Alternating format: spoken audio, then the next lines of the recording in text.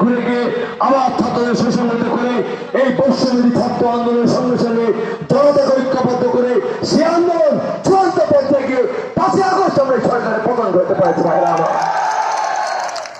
এই ছাত্র জনতার গণ অভ্যুত্থানের মধ্যে দিয়ে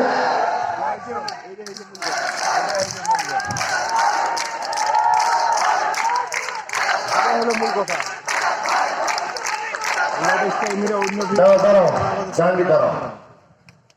এই 5ই আগস্টের পরে ছাত্র জনতা অভ্যুত্থানের পরে যে নতুন দিগন্ত নতুন পৃথিবী, এই যে মুক্ত আকাশ নীল আকাশ দেখতে পাচ্ছি। এই যে আমার ছাত্র দলের ভাইরা মিছিল বড় মিছিল নিয়ে আসলেন, যুব দল আসলেন, স্বেচ্ছাসেবক দল আসলেন, তাঁতি দল আসলেন, আমার বিএনপি নেতৃবৃন্দ আসলেন। বলেন তো রাস্তাঘাটে কেউ কোনো বাধা দিয়েছেন, ধমক দিয়েছেন, থানা থেকে কোনো ফোন করেছে?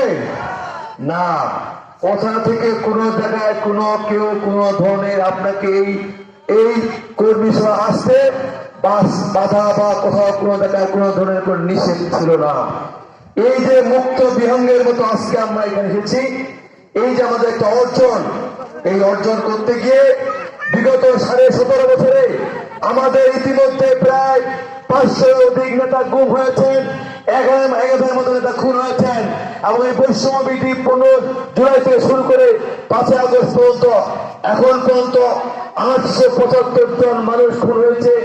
এর মধ্যে আমাদের 422 জন শুধু বিএনপি, ছাত্রদল, যুবদল, স্বেচ্ছাসেবক নেতা শহীদ হয়েছে ভাইরা আমার। এই আন্দোলনের এই শহীদের বিনিময়ে আজকে যে অর্জন, সে অর্জন হচ্ছে আজকে মুক্ত বাতাসে মুক্ত বায়ুর মতো মুক্ত বায়ুতে বসতে পেরেছি। এবং এই অর্জনের অন্যতম অর্জন হচ্ছে এখন বাংলাদেশ হয়েছে হাসিনা মুক্ত বাংলাদেশ। হয়েছে কিনা ভাই, তাই না? এবং আমাদের আরেকটা